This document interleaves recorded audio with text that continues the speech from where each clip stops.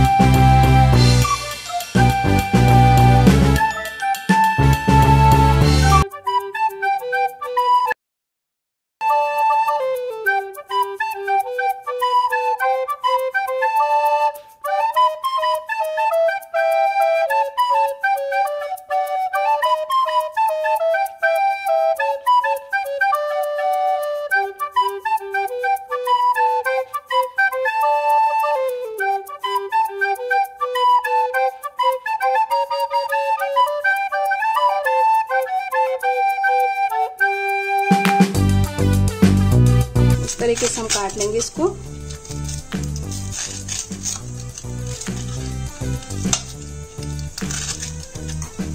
अब मैंने ब्रेड को सारे इस तरीके से टुकड़ों में काट लिया है। अब मैं मैगी को सर्व करूंगी।